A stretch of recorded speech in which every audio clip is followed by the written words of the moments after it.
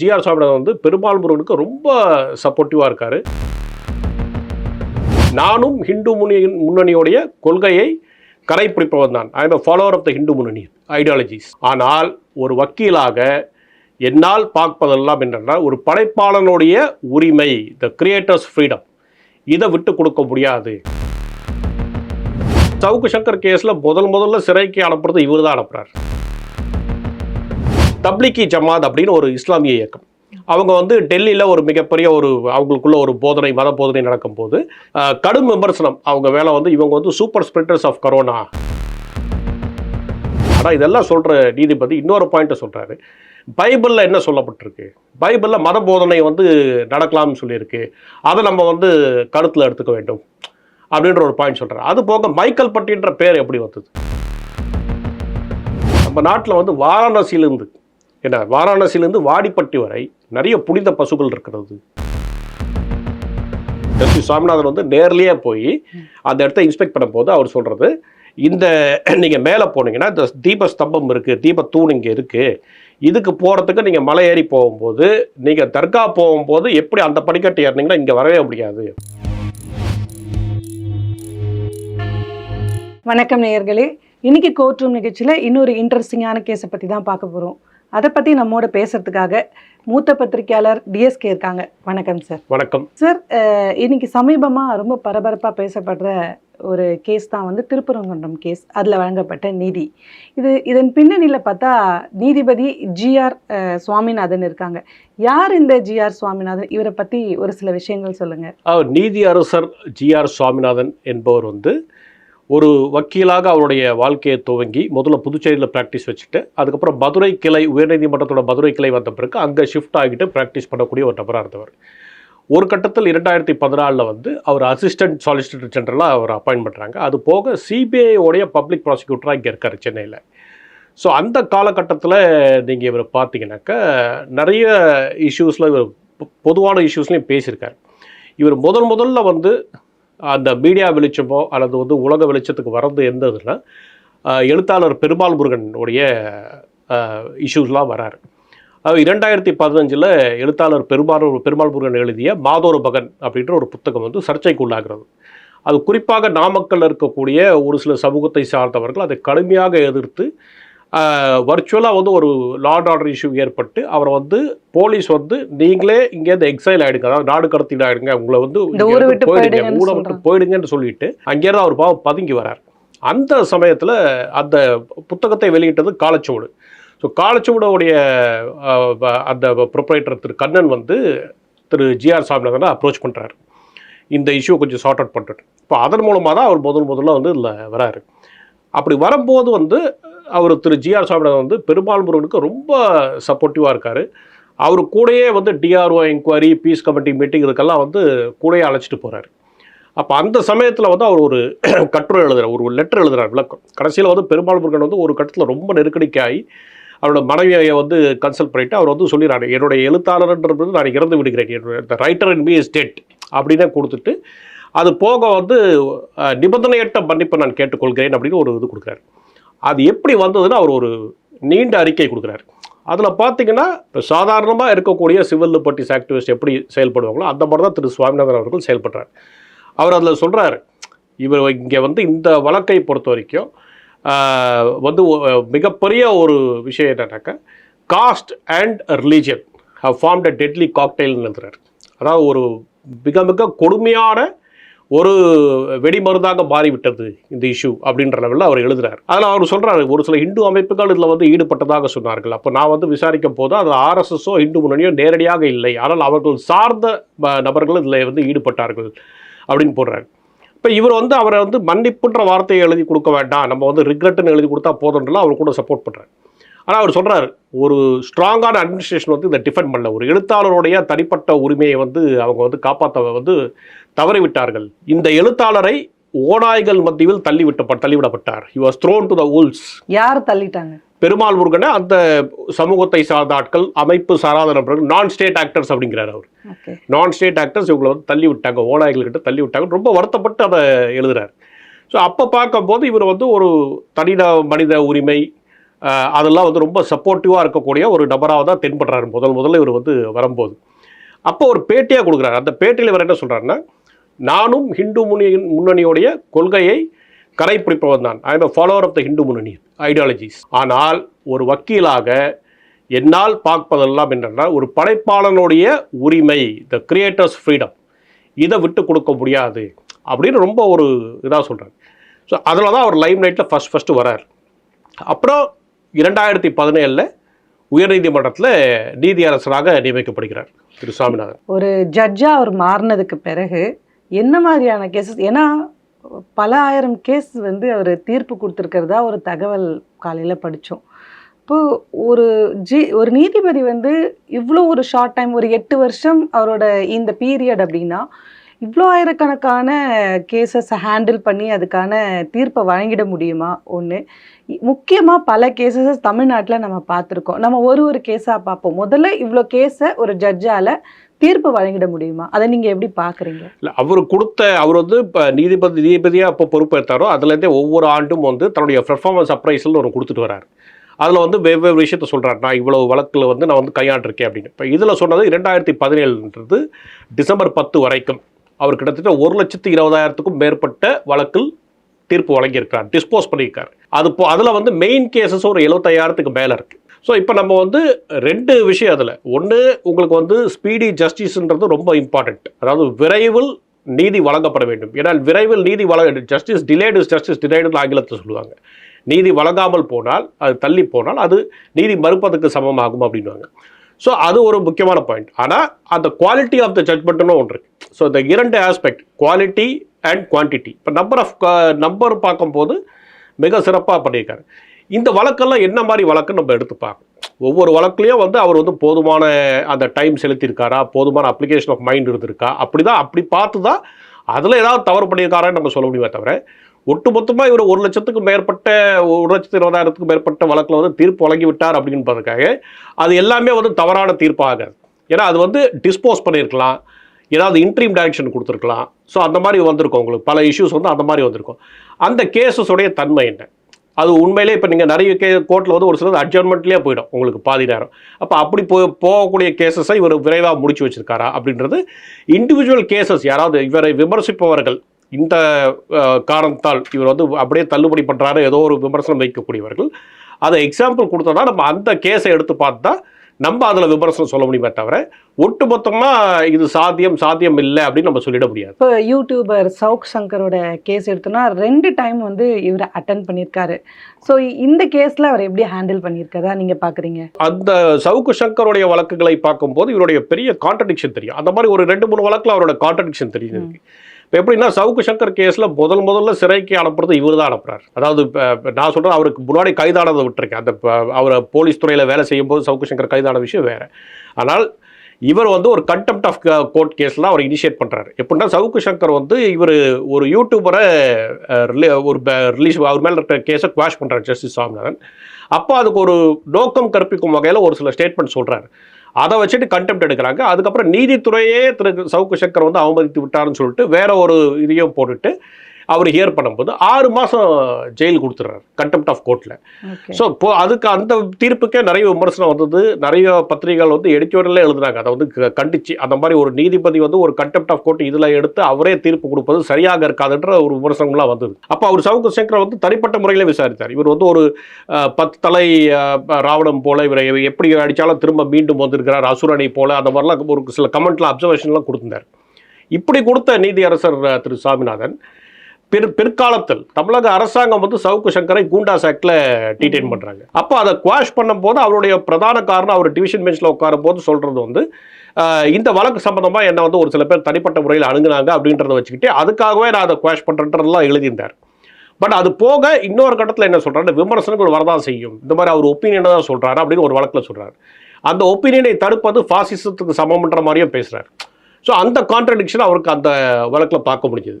So இவர் ஒவ்வொரு வழக்கில் ஒரு டிஃப்ரெண்ட் இது எடுப்பார். நீங்கள் பார்த்தீங்கன்னா இன்னொரு கேஸ் வந்து பார்த்தீங்கன்னா, கரோனா வந்த புதுசில் வந்த ஆரம்ப கட்டத்தில் தப்லீகி ஜமாத் அப்படின்னு ஒரு இஸ்லாமிய இயக்கம், அவங்க வந்து டெல்லியில் ஒரு மிகப்பெரிய ஒரு அவங்களுக்குள்ள ஒரு போதனை மத போதனை நடக்கும்போது கடும் விமர்சனம் அவங்க வேலை வந்து இவங்க வந்து சூப்பர் ஸ்ப்ரெட்டர்ஸ் ஆஃப் கரோனா ஜிஹாத் செய்ய வந்திருக்காங்க அப்படின்லாம் வந்து மிகப்பெரிய ஒரு அவங்க மேலே தாக்குதல் ஏற்பட்டு அதில் வந்து பல பேரை வந்து வெளிநாட்டை சார்ந்தவர்களை கைது பண்ணியிருந்தாங்க. பங்களாதேஷ், இந்தோனேஷியா சார்ந்த முஸ்லீம்ஸ்லாம் இங்கே வந்து கைது பண்ணி நம்ம இங்கே சென்னையில் புல்லையும் சைதாப்பட்டிலையுமே அவங்கள வந்து கைது பண்ணி ஒரு 31 பேர் வச்சுருந்தாங்க. அதில் இவர் வந்து அந்த கேஸ் வந்து இவர்கிட்ட போகுது. அப்போ என்ன சொல்கிறாருன்னா, இவங்க மேலே இருக்கிற வழக்கு என்ன, விசா கண்டிஷனை இவங்க வயலேட் பண்ணாங்க. இவங்களுக்கு விசா கொடுக்கப்பட்டது டூரிஸ்ட் விசா. ஆனால் இவர்கள் வந்து இங்கே மத போதனையில் ஈடுபட்டார்கள். ஸோ இந்த ஒரு காரணத்தினால இவங்க வந்து இது பண்ணிக்காங்க. அதுக்காக ஒரு மெடிக்கல் எமர்ஜென்சி இருக்கும்போது நம்ம வந்து இவங்களை வந்து வெளியில் விடாமல் இருக்கிறது தவறு. அவர்களுக்குன்னு ஒரு ஃப்ரீடம் இருக்குது. ஆர்டிகல் 19 வந்து இதில் அப்ளை ஆகும், ஆர்டிகல் 21 அப்ளை ஆகுது. அதனால் இவங்களை வந்து இவங்களை வந்து ரிலீஸ் பண்ணணும், இவங்க மேலே இருக்கிற கேஸே குவாஷ் பண்ணணும் அப்படின்றார். ரெண்டாவது, இவங்க யாருக்கும் கரோனாவும் கிடையாது, அவங்க தாய் வீடு செல்றது தான் இது சரியாக இருக்கும் அப்படின்னு சொல்லிட்டு அப்படி ஒரு முற்போக்குத்தனமான ஒரு தீர்ப்பு இவர் வந்து அந்த சமயத்தில் கொடுக்குறாரு. ஆனால் பின்னர் வந்து வேற ஒரு யூடியூபருடைய வழக்கு, அவர் வந்து இந்த தப்லீகி ஜமாத்தை மிக கேவலமாக பேசுகிறார். இவங்களை வந்து ஒரு இஸ்லாமோட ஒப்பிட்டு ஒரு விதமான ஒரு இரஸ்பான்சிபிள் ஸ்டேட்மெண்ட்லாம் பண்ணுறாரு. அந்த வழக்கு நீதியரசர் சுவாமிநாதன் வந்து தள்ளி வைக்கும் போது இந்த தப்லீகி ஜமாத் வந்து இவங்க வந்து ஒரு வேற மாதிரியான ஐடியாலஜி கொண்டவங்க, ஆப்கானிஸ்தானில் கூட அதனால தான் இவங்க தடை செய்யப்பட்ட இயக்கமாக மாற்றி விட்டாங்க அப்படின்லாம் கோட்பாடு மேற்கோள் காட்டுறாரு. ஸோ அந்த கான்ட்ரடிக்ஷன் வந்து ஒவ்வொரு ஜட்மெண்ட்டுக்கு மாறி மாறி வரும், ஒரு வித்தியாசமான ஜட்மெண்ட்ஸ் கொடுப்பாரு. அந்த மாதிரி இருக்கிறது அவருடைய கேரியரில் நீங்கள் பார்க்கலாம், தொடர்ந்து பார்க்கலாம். தமிழ்நாட்டை பொறுத்த வரைக்கும் ஒரு மிக முக்கியமான கேஸ் நீங்கள் கூட குறிப்பிட்டிருந்தீங்க. இந்த மைக்கேல் பட்டி அந்த சின்ன பொண்ணு வந்து சூசைட் பண்ணிக்கிட்டாங்க. அந்த கேஸை வந்து வெவ்வேறு மாதிரியான ஒவ்வொரு தளத்துலையும் நம்ம படிச்சுக்கிட்டே வந்திருக்கோம். இந்த கேஸில் திரு சுவாமிநாதனோட இன்ஃப்ளூயன்ஸ் எப்படி இருந்தது? மைக்கேல் பட்டி சம்பவம் வந்து என்னென்னா, ஒரு கிறிஸ்துவ பள்ளி, அங்கே கிறிஸ்டின் மிஷனரி ரன் பண்ணக்கூடிய ஒரு அரசு உதவி வாங்குகின்ற பள்ளி வந்து இயங்குறது. அங்கே ஒரு பெண் வந்து அவங்க வந்து தற்கொலை பண்ணிக்கிறாங்க. அப்போ காரணம் சொல்லப்பட்டது வந்து என்னென்னா, இவங்க வந்து அங்கே இவங்களை படிப்பை தவிர வேறு வேலை வாங்கினார்கள், வேறு ஒரு சில அக்கௌண்ட் புக் எழுதுறது இந்த மாதிரிலாம் அந்த சிஸ்டர் வந்து கேட்டதுனால அதனால் மன உளைச்சல் அவங்க பண்ணிக்கிட்டாங்கன்ற ஒரு காரணம் இருக்குது. ஆனால் ஒரு சில இந்து அமைப்புகள் வந்து ஒரு சில வீடியோக்களை வெளியிட்டு அவங்க சொன்னது வந்து என்னென்னா, அங்கே மதமாற்றமும் நடைபெற்றது அப்படின்ட்டாங்க. அப்போ அந்த பெண்ணோட பெற்றோர்களும் அந்த குற்றச்சாட்டை வைக்கிறாங்க. இவர் வந்து ஒரு நீதிபதி வந்து இவர் முன்னாடி அந்த வழக்கு வரும்போது இவர் என்ன செய்கிறாருன்னா, அதில் வந்து பாயிண்ட்ஸ் எடுக்கிறார். எப்படி எடுக்கிறாருன்னா, அவர் அதாவது சிபிஐ என்கொயரி போடுறாரு. ஏன் சிபிஐ என்கொயரி கொடுக்குறாருன்னா, இந்த வழக்கில் எஸ்பி பேசிட்டாங்க, முன்னாடியே வந்து மத கன்வர்ஷன் நடக்கலை அப்படின்னு ஒரு இதை கொடுத்துட்டாங்க, ஸ்கூல் எஜுகேஷன் மினிஸ்டர் பேசிட்டாரு, இதெல்லாம் போடுறாரு. ஸோ இதெல்லாம் வந்து டெக்னிக்கல் கிரவுண்ட்ஸ். அதனால் நீங்கள் சிபிஐ என்கொயரி, அதாவது ப்ரீ ஜட்ஜ் ஆகிடுச்சு கேஸ்ன்னு சொல்லிட்டு நீங்கள் வந்து சிபிஐ போடுறது வேறு. ஆனால் இதெல்லாம் சொல்கிற நீதிபதி இன்னொரு பாயிண்ட்டை சொல்கிறாரு. பைபிளில் என்ன சொல்லப்பட்டிருக்கு, பைபிளில் மத போதனை வந்து நடக்கலாம்னு சொல்லியிருக்கு, அதை நம்ம வந்து கருத்தில் எடுத்துக்க வேண்டும் அப்படின்ற ஒரு பாயிண்ட் சொல்கிறார். அது போக மைக்கேல் பட்டின்ற பேர் எப்படி வந்தது, அது வந்து மைக்கேல் பட்டி வந்து ஒரு 100 வருஷத்துக்கு முன்னாடி வந்த பேர், அது எப்படி வந்தது, இதை யாராவது ஆராய்ச்சி செய்ய வேண்டும். அப்போ அவர் சொல்ல வர இது என்னன்னாக்கா, அவங்க வந்து மத மாற்றம் நடைபெற்று இருக்கிறது, அதுக்கான ஒரு முயற்சி நடத்துதுன்றதை ஒரு இன்டைரக்டாக அவர் வந்து அதை டச் பண்ணுறாரு. ஸோ இப்படியாப்பட்ட ஒரு தீர்ப்பை கொடுத்து அவர் சிபிஐ என்கொயரி கொடுத்துறாரு. ஆனால் கடைசியில் சிபிஐ என்கொயரியில் என்னாச்சு, சிபிஐ அதே ஹைகோர்ட்டில் கடந்த வருஷம் போய் தெளிவாக ரிப்போர்ட் தாக்கல் பண்ணுறாங்க. இதில் வந்து கன்வர்ஷன் ஆங்கிளே கிடையாது, மதமாற்றம் என்ற ஒரு முயற்சியே நடக்கவில்லை. அந்த மாணவி வந்து தன்னை வந்து பிற வேலைகளை அவங்க வந்து வாங்கினாங்கன்றதால மன உளைச்சலில் அவங்க இந்த மாதிரி ஒரு முடிவு எடுத்துட்டாங்கன்னு தான் போட்டிருக்காங்களே தவிர சிபிஐ எந்த எவிடன்ஸும் கண்டுபிடிக்கல. ஸோ ஆனால் அன்னைக்கு காலகட்டத்தில் இது எவ்வளோ 2022 இந்த வழக்கு வரும்போது தமிழ்நாட்டில் ஒரு மிகப்பெரிய ஒரு அரசியல் சலசலப்பு, ஒரு ரிலீஜியஸ் ஒரு டென்ஷன்ஸை உருவாக்கிய ஒரு வழக்காக இருந்தது. ஸோ அதை ஜட்ஜ் அவாய்ட் பண்ணியிருக்கணும். அந்த மாதிரி தீர்ப்பில் இந்த மாதிரி ரெஃபரன்ஸ்லாம் பண்ணக்கூடியதை அவாய்ட் பண்ணணும். ஆனால் இவர் என்னென்னா, நீங்கள் இவரை பின் பாயிண்ட் பண்ணி இப்படி தான் நீங்கள் இவரை ஃபிக்ஸ் பண்ண முடியாது. ஏன் சொல்கிறேன்னா, நீங்கள் இதே நீதியரசர் சுவாமிநாதன் அவர்கள் தான் சிபிஐஎம் சேர்ந்த பிருந்தா கரத், அவங்க வந்து ஸ்டெர்லைட்டில் அந்த துப்பாக்கி சூடு நடந்த பிறகு அங்கே போனோம், தூத்துக்குடி போகணும் போது பர்மிஷன் கொடுக்கல, இவர் தான் பர்மிஷன் கொடுக்குறாரு. பிறகு அவங்க பிருந்தா கரத் போய் கலந்துக்கிட்ட போது 1000 பேருக்கு மேலே கலந்துக்கிறாங்க. அங்கே இருந்த ரெஸ்ட்ரிக்ஷன் வந்து 1000 பேர் தான் கலந்துக்கணும். அப்போ அங்கே இருக்கிற சிபிஐஎம் செக்ரட்டரி மேலே, டிஸ்ட்ரிக்ட் செக்ரட்டரி மேலே ஒரு வழக்கு பதிவாகுது.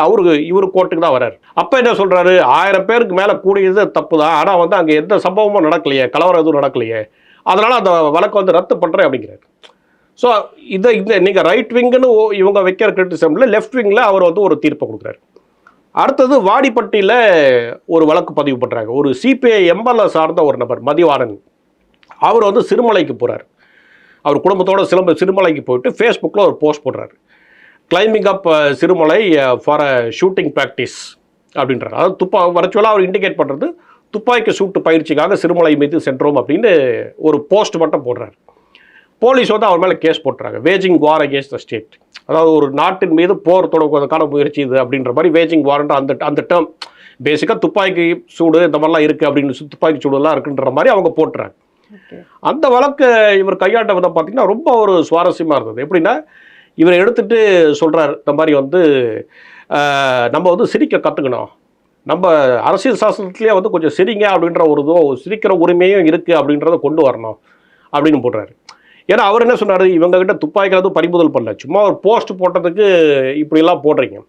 அப்போ அதில் எழுதுகிறாரு, நம்ம நாட்டில் வந்து வாரணாசியிலேருந்து வாடிப்பட்டி வரை நிறைய புனித பசுக்கள் இருக்கிறது. அந்த புனித பசு என்ன அப்படின்னாக்கா இவர் சொல்கிறாரு, யோகியோடைய நாட்டில் பார்த்தீங்கன்னா, அதாவது யூபி என்ன வர்ச்சுவலாக யோகி அங்கே பார்த்தீங்கன்னா ஒரு பசு என்றாலே அது புனிதம் தான். அதை நீங்கள் எந்த விதமான ஏதாவது அதை பற்றி சொல்லிட்டீங்கன்னா உங்களுக்கு பிரச்சனைன்ற நோக்கத்தில் எழுதுறாரு. நீங்கள் வெஸ்ட் பெங்கால் போனீங்கன்னா ரவீந்திரநாத் டாகூர் அவர் ஒரு புனித பசு, அவரை அட்டாக் பண்ண முடியாது. நீங்கள் தமிழ்நாட்டில் சூப்பர் ஹோலி கவ் அப்படின்னா பெரியார் அப்படிங்கிறார். ஸோ இதெல்லாம் போடுறாரு. பயங்கர கான்ட்ராடிக்ஷனாக சொல்றாரு. அதாவது அவர் சொல்றது என்ன சொல்றாருன்னா, நம்ம வந்து பொதுவாக நம்ம வந்து என்னன்னா ஒரு சில ஐகான்ஸை வச்சுப்போம், இல்லை ஒரு சில இப்போ பசுமாய் ஒரு இதை வந்து ஒரு ஐக்கானாக வச்சுக்கிட்டு அதன் பற்றி யாராவது விமர்சனம் பண்ணால் நம்ம வந்து ஏற்றுக்கிறது இல்லை, ஒரு கொந்தளிச்சு போயிடும் இப்படின்ற ஒரு ஹோலி கவுஸ் அப்படின்னு ஆங்கிலத்தில் சொல்லுவாங்க. இப்படி எடுத்துக்கிறோம், ஆனால் அப்படி எடுத்துக்க கூடாதுன்றார்.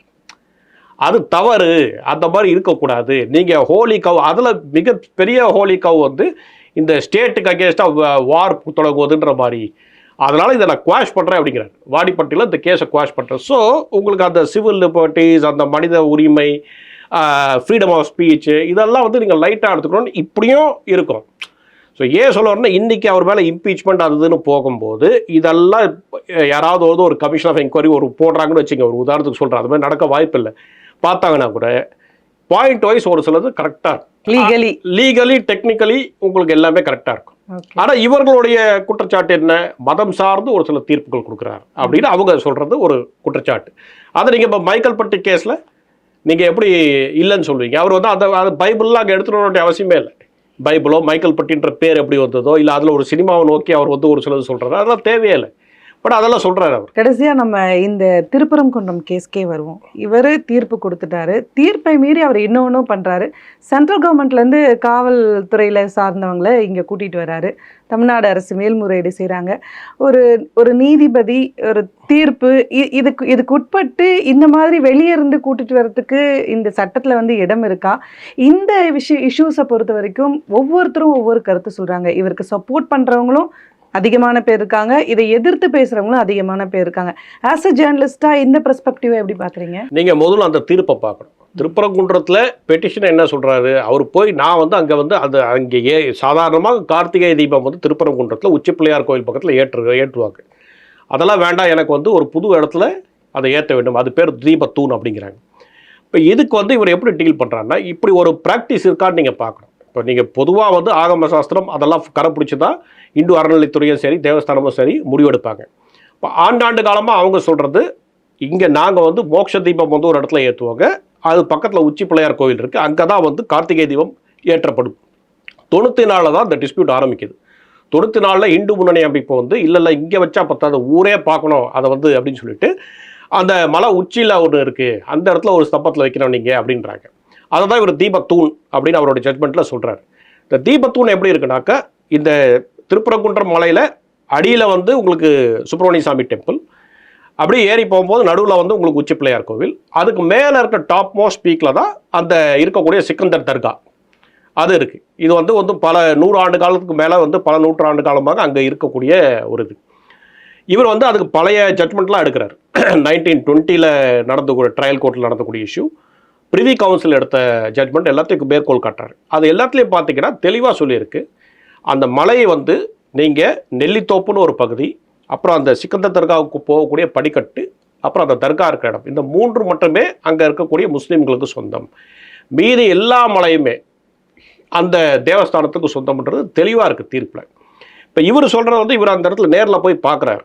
ஜஸ்டிஸ் சுவாமிநாதன் வந்து நேர்லேயே போய் அந்த இடத்த இன்ஸ்பெக்ட் பண்ணும்போது அவர் சொல்கிறது, இந்த நீங்கள் மேலே போனீங்கன்னா இந்த தீபஸ்தம்பம் இருக்குது, தீபத்தூண் இங்கே இருக்குது. இதுக்கு போகிறதுக்கு நீங்கள் மலை ஏறி போகும்போது, நீங்கள் தர்கா போகும்போது எப்படி அந்த படிக்கட்டு ஏறினீங்கன்னா இங்கே வரவே முடியாது. படிக்கட்டு ஏறி ஒரு ராக் கிளைம் பண்ண பிறகு உங்களுக்கு தீபத்தூண் இப்படி தனியாக வரும் அப்படின்றதுலாம் கரெக்டாக பண்ணியிருக்காரு. இதெல்லாம் பண்ணிவிட்டு அவர் சொல்கிறாரு, வழக்கு எப்படின்றது, அதாவது உங்களுக்கு நம்ம வழக்கம், ட்ரெடிஷன், பாரம்பரியம் இதெல்லாம் ஒரு புறம் இருக்கட்டும். நம்ம வந்து இது வந்து ஒரு ப்ராப்பர்ட்டி ரைட் இஷ்யூவில் போகிறாரு. எப்படின்னா இந்த தூண் வந்து கோவிலுக்கு சொந்தமான தூண், அது டிஸ்பியூட்டே கிடையாது. இன்னை வரைக்கும் டிஸ்பியூட் இல்லை. ஏன்னா இப்போ அஃப்கோர்ஸ் ஒரு சில பேர் அது ஸ்தம்பமா, அது வந்து தீபத்தூணா அல்லது சர்வே கல்லான்ற ஒரு சர்ச்சை இப்போ ஏற்பட்டுருக்கு. நம்ம அதுக்குள்ளேயே போகலாம். அந்த சர்வே கல் இருக்கிற இடமும் டெம்பிளோட லேண்ட் தான், அதில் சந்தேகமே கிடையாது.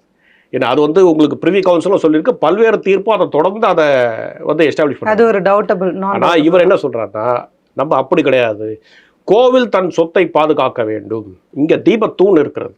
ஏன்னா இந்த தீபத்தூண் வந்து கோவிலோட ப்ராப்பர்ட்டி. இந்த ஏரியாவில் யாரும் என்க்ரோச் பண்ணிடக்கூடாது. வருங்காலத்தில் வந்து இது எங்கே இடம்னு ஆக்கிரமிச்சிடக்கூடாது. அந்த ரைட்டை எஸ்டாப்ளிஷ் பண்ணுறதுக்கு நீங்கள் வந்து இந்த இடத்துல வழக்கு ஏற்றணும். அவர் சொல்கிறது வந்து நம்ம வீட்டில் வந்து பூஜை அறையில் மட்டுமா வழக்கு ஏற்றுவோம். ஏன்னா விளக்கு ஏற்றுவது என்பது கார்த்திகை தீபம் என்றால் நம்ம வீடு தோடி வீடு ஃபுல்லாக ஏற்றுவோம். அதே ப்ராக்டிஸ் இங்கே பண்ணணும். ஸோ இங்கே வந்து இந்த இடத்துல ஸ்தம்பத்துலேயும் வைக்கணும், தீபஸ்தம்பத்துலேயும் வைக்கணும் அப்படின்னு சொல்கிறாரு. ஸோ இவர் என்ன சொல்கிறாரு, பாரம்பரியம், ஏன்னா அரசு தரப்பில் சொல்லப்பட்டது இப்படி ஒரு பாரம்பரியம் கிடையாது.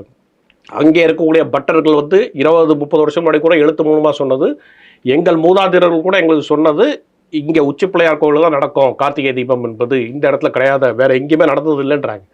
அதெல்லாம் இல்லைன்னா கூட பரவாயில்ல, நீங்கள் ப்ராப்பர்ட்டி ரைட்டை எஸ்டாப்ளிஷ் பண்ணணும், இது உங்கள் சொத்து, அப்போ அதை பாதுகாக்க வேண்டியது உங்கள் கடமை, அதனால் இங்கே ஏற்றுங்கன்றார்.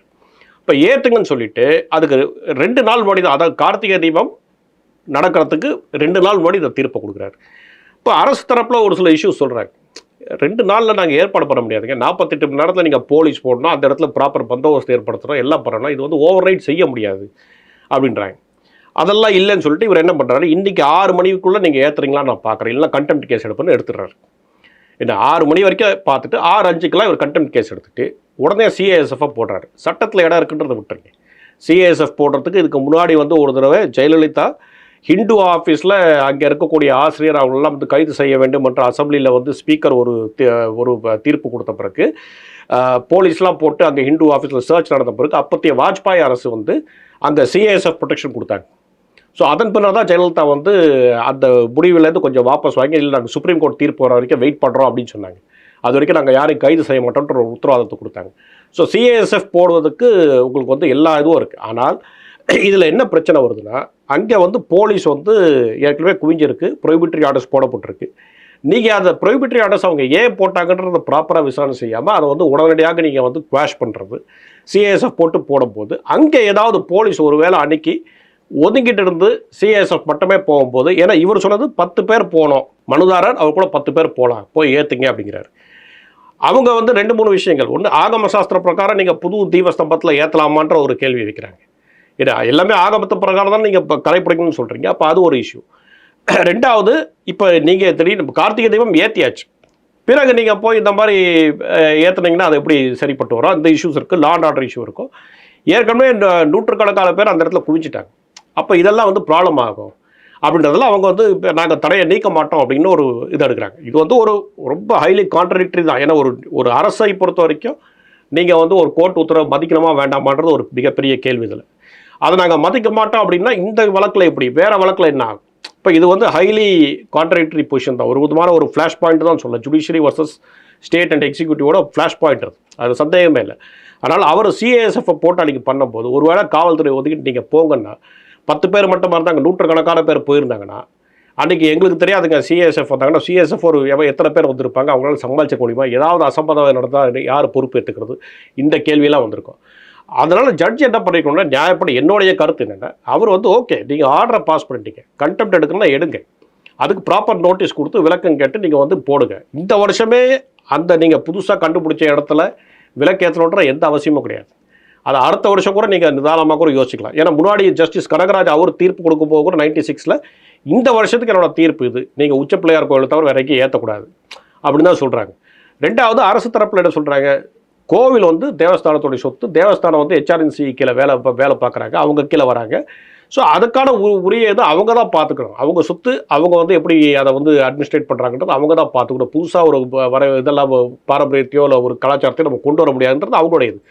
இதை நீங்கள் சப்சிக்வெண்ட்டாக பார்த்துக்கணும். ஏற்கனவே இந்த கேஸில் டிவிஷன் பெஞ்ச் ஜட்மெண்ட்டும் வந்திருக்கு. அதையும் ஒரு ரெஃபர் பண்ணுறாரு. டிவிஷன் பெஞ்ச் ஜட்மெண்ட் வந்தாலும் நான் வந்து இதுதான் என்னோட இது, அது இது அந்த டிவிஷன் பெஞ்ச் ஜட்மெண்ட் இதுக்கு பொருந்தாது அப்படின்னு ஒரு ஆர்குமெண்ட்டை கொடுக்குறாரு. கொடுத்துட்டு இவர் வந்து இந்த இடத்துல புது பாயிண்ட் ரைஸ் ஆயிருக்கு அப்படிங்கிறாரு. இந்த ஸ்தம்பத்தில் வைக்கிறதா வேண்டாமன்ற ஒரு புது பாயிண்ட் ரைஸ் ஆயிருக்கு அப்படின்றாரு. இப்போ நீங்கள் பொறுமையாகவே டீல் பண்ணிக்கலாம். இது வந்து ஏன்னா ஃப்ளாஷ் பாயிண்ட் ஏதோ ஒரு அசம்பதாயம் நடந்து போச்சு அப்படின்னாக்கா அதோட விளைவுகள் வந்து உடனடியாக அதை தீர்க்கக்கூடிய விளைவுகளாக இருக்காது. அதோடைய அது it's a very fragile thing. So communal இஷ்யூவை பொறுத்தவரைக்கும் ரொம்ப ஃப்ரெஜைலாக போவோம். எதிர்ப்பு இருக்குது இல்லைன்றதெல்லாம் பார்க்க மாட்டாங்க. அது வந்து எந்த ரூபாடுக்கும் தெரியாது. அப்போ அப்படி இருக்கும்போது இதை கொஞ்சம் பொறுமையாகவே அவர் வந்து தாராளமாக கண்டெம்ட் போடுறத பற்றி எனக்கு அது அவருடைய அவருடைய யூனோ ரைட்ஸ் கண்டெம்ட் இனிஷியேட் பண்ண அவரோட ரைட், அதை வந்து யாரும் வந்து கொஸ்டின் பண்ணல. ஆனால் அதை இம்மீடியட்டாக உடனே பண்ணணும். நீங்கள் அடுத்த நாள் திரும்பவும் வந்து தீபத்தை அதே இடத்துல ஏற்றுக்கின்ற கார்த்திகை தீபம் முடிஞ்சு போச்சு பரவாயில்ல, இருந்தாலும் இன்றைக்கி வேறு தீபத்தை நீங்கள் ஏற்றலாம் அப்படின்றது அவ்வளோ ஒரு பர்சனலாக அவர் வந்து ஒரு அதில் இன்வால்வ் ஆக வேண்டிய அவசியம் இருந்திருக்கு இல்லை. மாறாக உங்களுக்கு ஸ்டேட் கவர்மெண்ட் வந்து அந்த ஆர்டரை டிஃபை பண்ணியிருக்காங்க. அது என்னன்றது வேற டிவிஷன் பெஞ்சோ இல்லாத வந்து சுப்ரீம் கோர்ட்டோ தாராளமாக அதை வந்து ஹேண்டில் பண்ண இவர் அலோவ் பண்ணியிருக்காங்க. ஸோ இந்த கேஸ் பொறுத்த வரைக்கும் இந்தியா பிளாக்ல இருக்கவங்க வந்து இந்த தீர்ப்பையே எதிர்த்து அவங்க வந்து ஒரு மனு கொடுத்துருக்காங்க சென்ட்ரல் கவர்மெண்ட் கிட்ட. இதை எப்படி பார்க்குறீங்க? எதிர்கட்சிகள் வந்து மனு கொடுத்துருக்காங்க, எல்லாருமே சேர்ந்து தான் கொடுத்துருக்காங்கன்னு நினைக்கிறேன். இதை எப்படி பார்க்குறீங்க? 107 MP கொடுத்துருக்காங்க, இம்பீச்மெண்ட் மோஷனுக்காக கொடுத்துருக்காங்க ஸ்பீக்கர் கிட்ட. ஆனால் அவங்க இந்த தீர்ப்பை எதிர்த்துன்னு இல்லை. ஏன்னா அவங்க அவங்க சொல்கிறது 4 மாதம் முன்னாடியே நாங்கள் வந்து நீதியரசு சுவாமிநாதனை பற்றி நாங்கள் வந்து புகார் வந்து ஜனாதிபதி திரௌபதி முர்முகிட்டையும் அதே மாதிரி வந்து அப்போதைய தலைமை நீதிபதியாக இருந்த திரு கவாய் அவர்கிட்டையும் நாங்கள் வந்து கொடுத்துருக்கோம், மனு கொடுத்துருக்கோம். அதில் வந்து இவங்க ஒரு சில சார்ஜஸ் ரைஸ் பண்ணுறாங்க. அதுக்கு என்ன ரீசன் நமக்கு தெரியாது. ஆனால் அதில் சொல்லப்பட்டது ஒரு குறிப்பிட்ட சமூகத்தை சார்ந்த வக்கீலை இவர் வந்து ஆதரிக்கிறார், அது போக வந்து ஒரு குறிப்பிட்ட பொலிட்டிக்கல் ஐடியாலஜியோடு செயல்படுகிறார், ரிலீஜியஸ் ஐடியாலஜியோடு செயல்படுகிறார்னு கொடுத்துருக்காங்க. அதுக்கு என்ன அவங்க ப்ரூஃப் கொடுத்துருக்காங்கன்னு நமக்கு தெரியாது. அதன் மீது எந்த நடவடிக்கையும் எடுக்கப்படவில்லை. அதனால் நாங்கள் வந்து இப்போ இம்பீச்மெண்ட் மூவ் பண்ணுறோம். இது திருப்பரங்குன்றத்தை ஒட்டி நடக்குதே தவிர அதனால் மட்டுமே நடக்குதுன்றது இல்லை அப்படின்றது அந்த எம்பிஸ்களுடைய இந்தியா பிளாக்கோடைய இப்போதைய வாதமாக இருக்கிறது. இப்போ இந்த இம்பீச்மெண்ட் மோஷன், ஆனால் பொதுவாக இம்பீச்மெண்ட் மோஷன் நீங்கள் பழைய ரெக்கார்டு எடுத்து பார்த்தீங்கன்னா ஒரு நீதிபதியுடைய அந்த மிஸ்கான்டக்ட் எந்த வகையில் பார்ப்பாங்கன்னா ஏதாவது ஒரு அட்மினிஸ்ட்ரேட்டிவ் மிஸ்கான்டக்ட் அல்ல ஜுடிஷியல் மிஸ்கான்டக்ட் அந்த மாதிரி ஒரு சில விஷயங்களை பார்த்து தான் நடந்திருக்கு. நம்ம இதில் வந்து ஜஸ்டிஸ் ராமசாமி தொடங்கி அதுக்கப்புறம் வந்த ஒரு 4-5 கேசஸில் பார்த்தீங்கன்னா கூட, ஒரு 3 கேஸஸில் பார்த்தீங்கன்னா கூட ஜுடிஷியல் மிஸ்கான்டக்ட் இருக்கும் அல்லது ஃபினான்ஷியல் இம்ப்ரோப்ரியேட்டரி தான் இருக்கும், அட்மினிஸ்ட்ரேட்டிவ் இம்ப்ரோப்ரியேட்டரி இருக்கும். அந்த மாதிரி இதில் தான் எடுத்து போவாங்க. ஆனால் ஒரு நீதிபதி வந்து இவ்வாறு தீர்ப்பு கொடுக்குறார் இதுக்காக எடுத்துகிட்டு போனது இது ஒரு வித்தியாசமாகவே இருக்கிறது. இது வந்து உங்களுக்கு நம்பர்ஸ் அடிப்படையில் பார்த்தீங்கன்னா வந்து இது டிஃபீட் ஆகும். ஆல்ரெடி உங்களுக்கு தெரிஞ்சு போச்சு என்ன இதுன்றது. ஏன்னா இதை வந்து ரைவல் குரூப் இவங்க வந்து இப்படி எடுத்துகிட்டு போகிறாங்க.